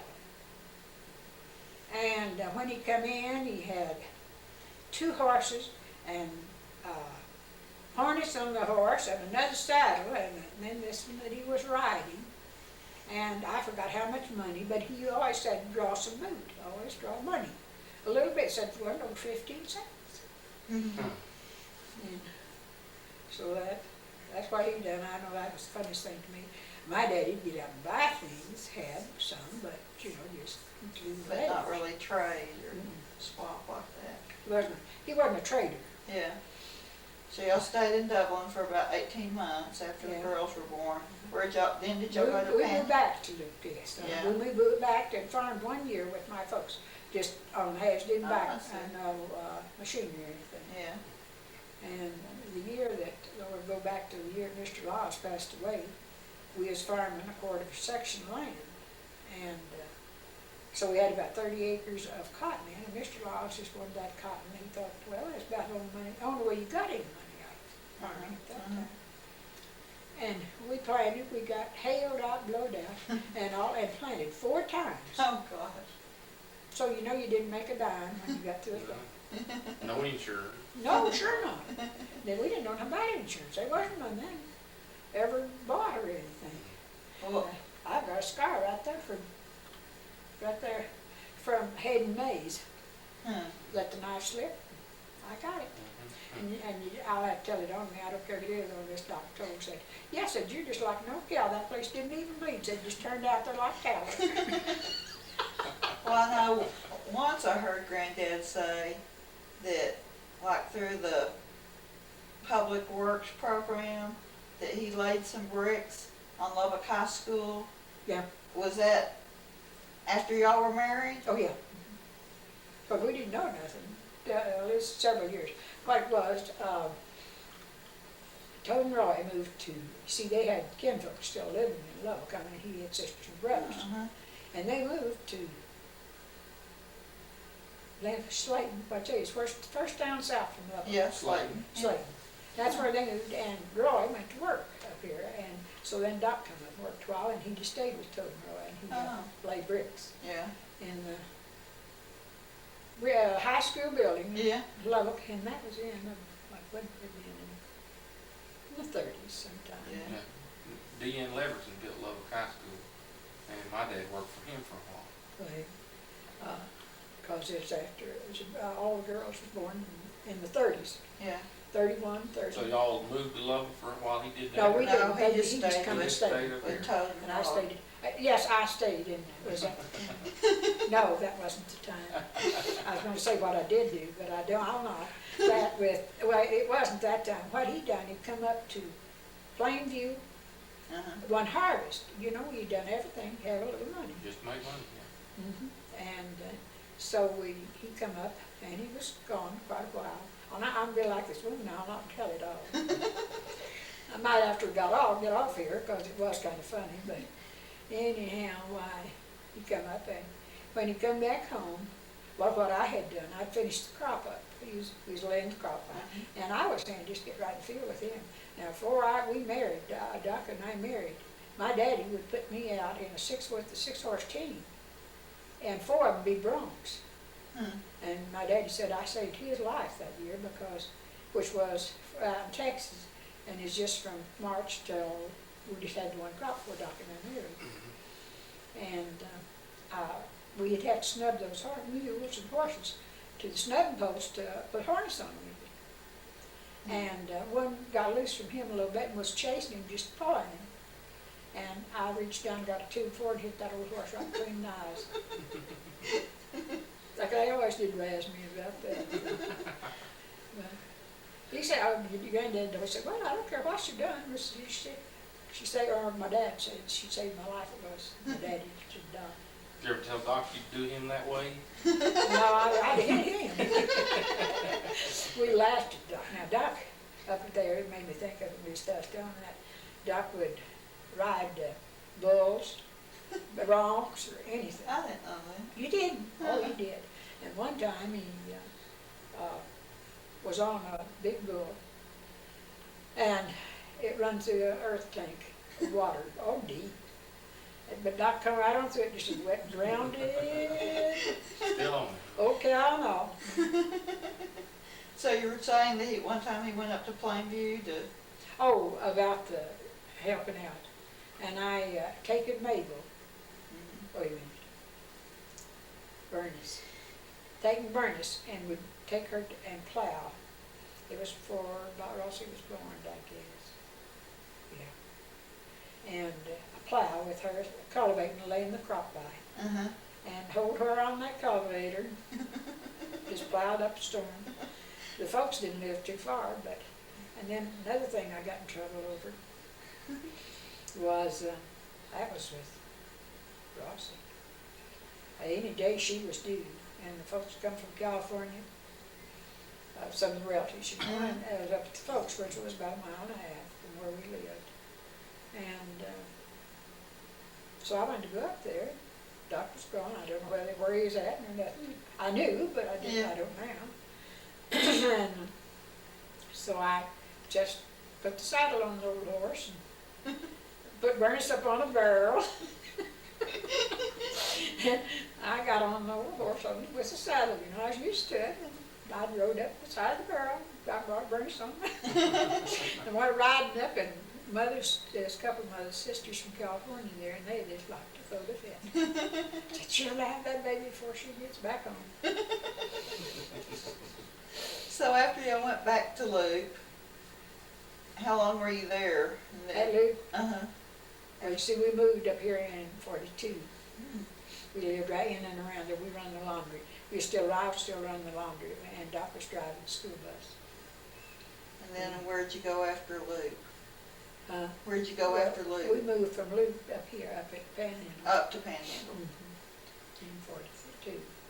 And we stayed there 18 years. And during that time when he He was on became a fire. fireman. Well, that's what he'd come up for. He was already a Oh. fireman. Whenever he had the job and all.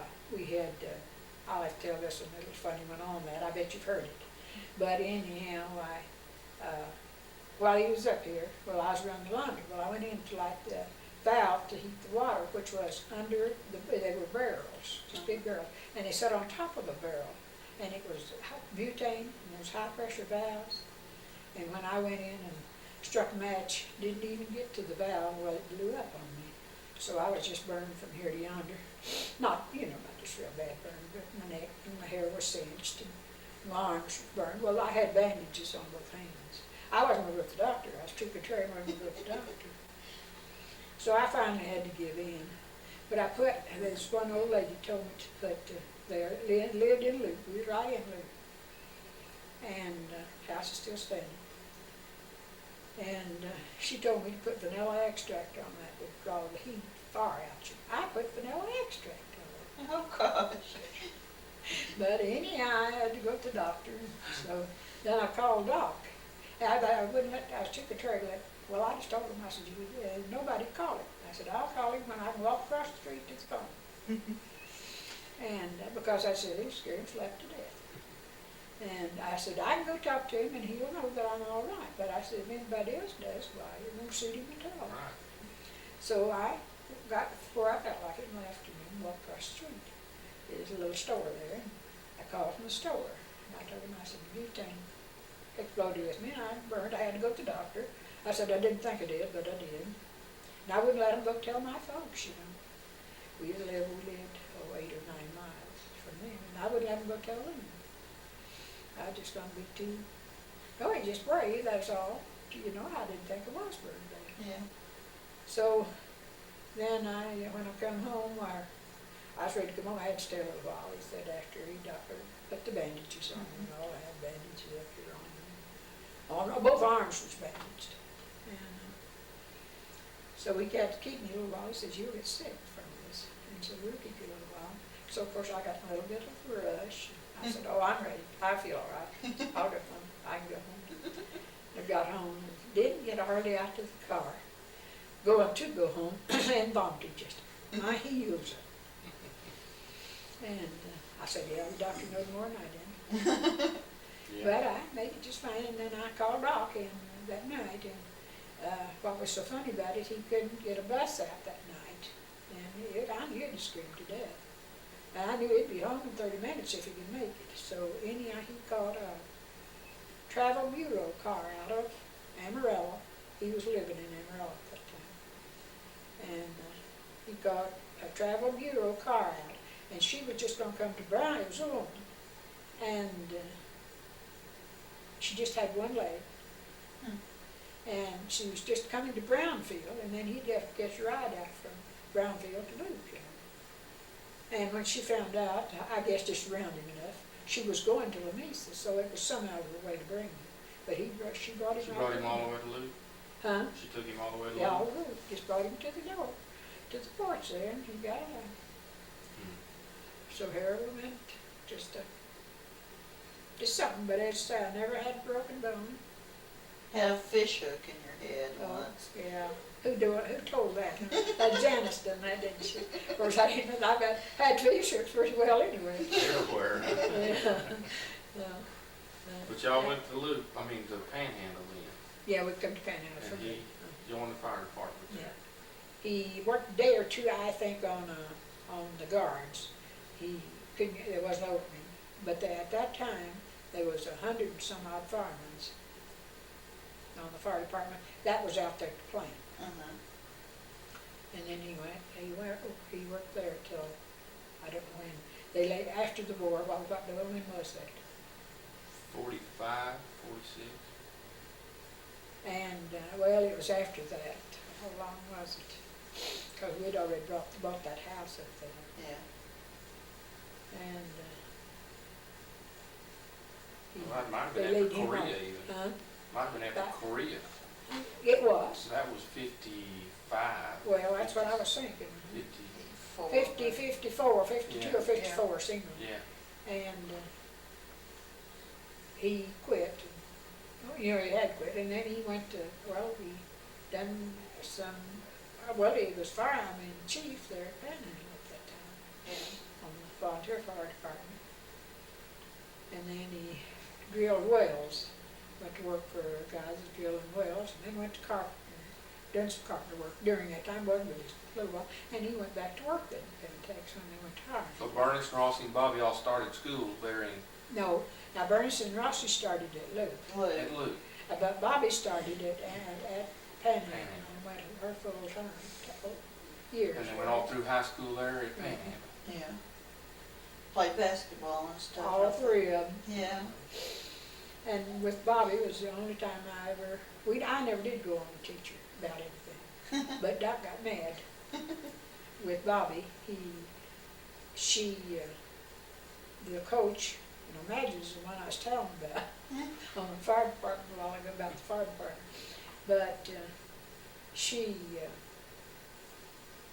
they didn't let Bobby play one game and still lost, and she was senior. Well, it made Doc mad. So he went up to and the principal met him, What you need, Mr. Lyles? He said, I want to see some Mr. So-and-so, and I don't know what his name was. Might not ought to call no names anyhow. But anyhow, he said, well, maybe I could help you. And Doc said, no, you can't. He said, I'm going to go to the high mobile. So he went to the superintendent. And he said, I may fall back down, but said, that's where I'm going to 11-9. He just told me. He said, I don't say Bobby plays good, and she may be contrary and all that. But said, when you jerked her out and still didn't win the game, and it was over Sheriff Williams' daughter, I can tell you what, it's all over. And they're in Panhandle, he was sheriff. And of course, Coach kind of was leaning toward this other girl. She was an older girl and all. So the doctor said, I bet it better never happen again. It didn't. He He says, you wanna pull her out a while, that's all right, or if she's not doing things right, that's well and good. Said, punish her, said, I believe it. But said, I don't wanna never see it again. You just pull her just for, in other words, just be doing something. Yeah. So y'all stayed in Panhandle 18 years? Mhm. And all the girls left home from Panhandle, or? Yeah. And then y'all went down to Possum King? Yeah, Well, well, tell us- Rossi didn't leave home, she stayed there.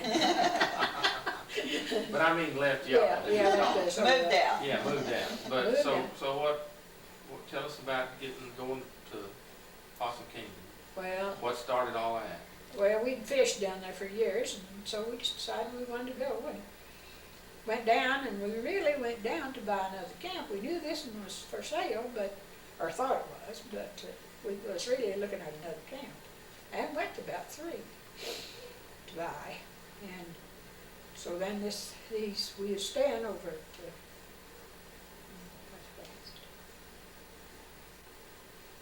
one right east of us down the Donna, can't you think?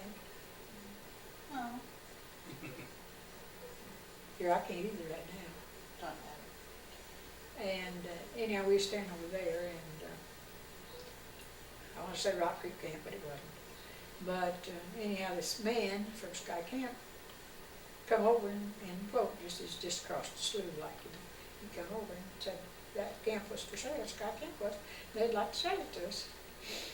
So we went back up and made the deal. Looked it over? Mhm.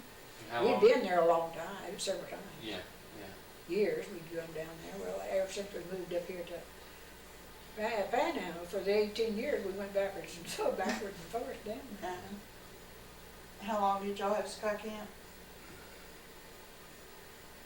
What was that?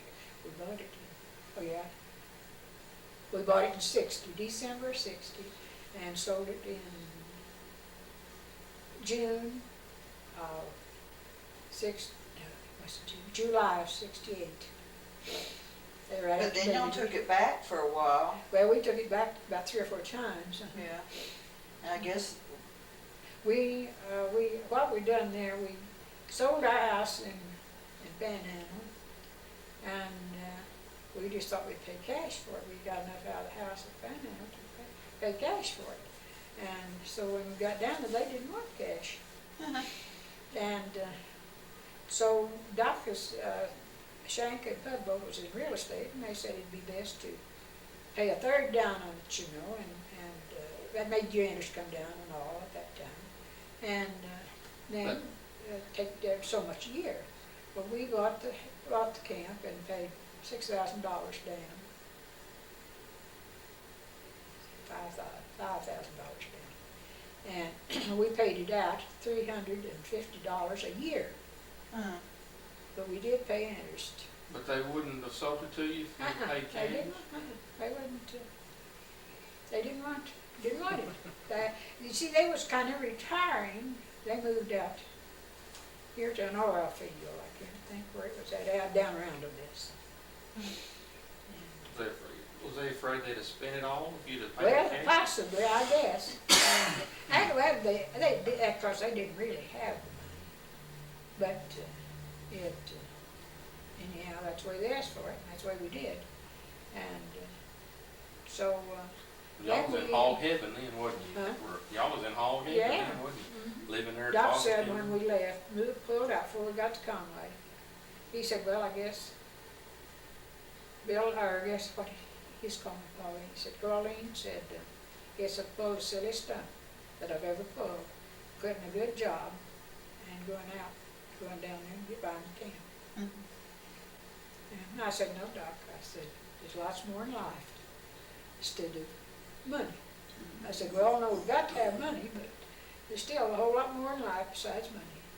And I said, you know you're on the verge of another surgery. That's why that's all I said. And he liked it down there, it seemed. Doc liked it there. Now Donna tells me stories of going down there and y'all driving like wild Indians and her and Jacqueline playing in the minnows, and I thought, I wonder how many minnows they killed. But But it didn't matter at all. That didn't matter, not with Granddad, did it? When did y'all start? I remember when y'all were at the lake, that Granddad would give you a gun thinking that you really wouldn't want it, but then you trick him and keep it. When did you, and it seems like one time you gave him a coffee pot. When did y'all start that idea of giving each other? Something foolish, I don't know, we always did, I think. Oh, really? I think we was a hand to do that. And it's something that's kind of, silly. Something we wanted, we give it each other, that's just what the words was. And that's where he wanted a gun, and so I wanted a 30-30 gun, and he gave that to me. And you kept it. And I kept it, go fishing with it. And he's always holler at me, I just go off, I'm sitting, I'm fishing, I'm in the hunt. Yeah. And so he would say, well, now what are you going to do with him if you kill one? I said, well, just field dress him. I said, I can get him in the car. The pickup, I made his pickup, the old red pickup, Donna. Yeah. The one that you know what your kids would say to you. Yeah, drive like a crazy. Crazy Indian, drunk Indian. Drive, Grandma drive just like a drunk Indian.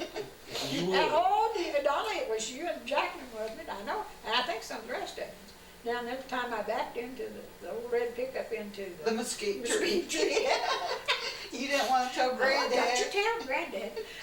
And I went just straight to, when they all went to bed, I told them about, And then they slipped around for a day or two, and then they finally let How it long slip. did it take them to tell you? About a day or so, they let it slip, And, Doc just went on, how terrible it was, And he knowed all about it. And he made him take him out and show him, yes, what he done to the old red pickup. Then we still had the old red pickup when we went to Dublin. Yeah. Booger red.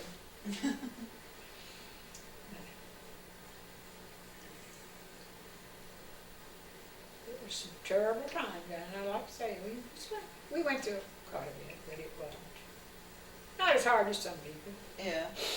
It was hard for everybody back Oh, yeah. then. Well, they didn't know no different. Yeah. You just as well as what people's got nowadays, Yeah. because everybody was alive. Everybody was in the same boat you were in. Yes. Well, I remember asking MawMaw about the Dust Bowl days, and she didn't remember much of them because they were Down in East Texas. But over here, I guess you Fell around probably, blue. You had some bad you ones. probably saw Well, some. we had some, really the Dust Bowl was more up around Panhandle, wasn't it? Huh. Up I at think Panhandle, I think. Amarillo. We had purity, Amarillo, yeah, Mhm. Panhandle, Amarillo. But now we got a lot of sand. Yeah. And I know my daddy said, when he come out here, said he's coming, was it him? No, that was Doc. So when they come to Texas, of course, I don't know how old Doc was, and I kind of forgot, but anyhow, he said that he throwed his saddle blanket up on the barbed wire fence, Uh-huh. and it stayed there 3 weeks. The wind didn't let up enough for that old saddle blanket to blow off, to fall down.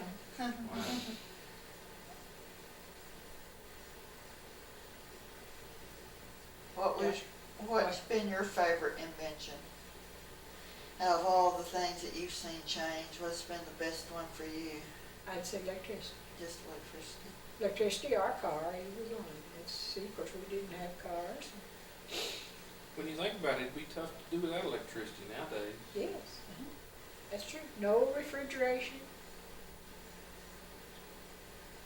Of course, Doc and I did a little bit of, let's see, what did you do? Worked on radios. Do you remember that, Donna? You probably didn't. I don't Sort think of, you- maybe, yeah. He had a radio shop just in a filling station, no, his garage.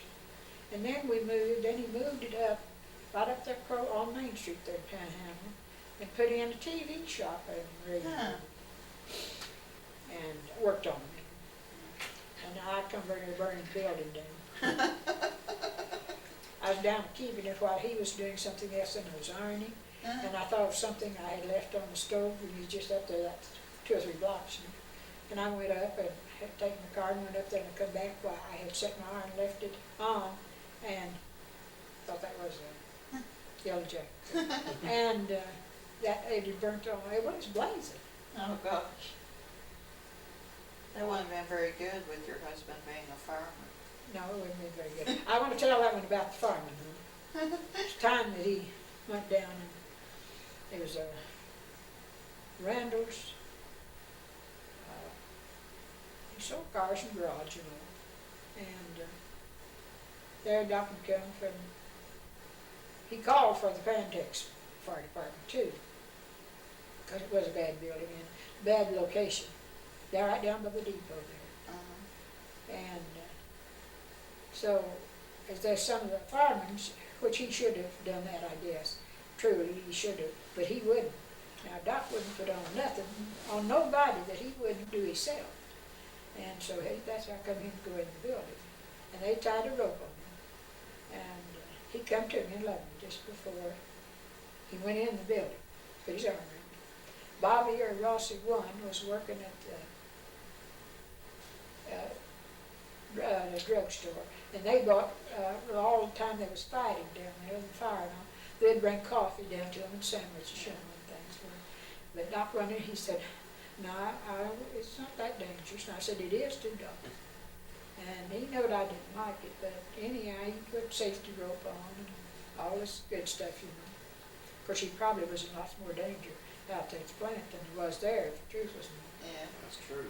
But anyhow, he went on in, and I told him I was in there after he got back out, and that's because I told him that this was grounds for divorce.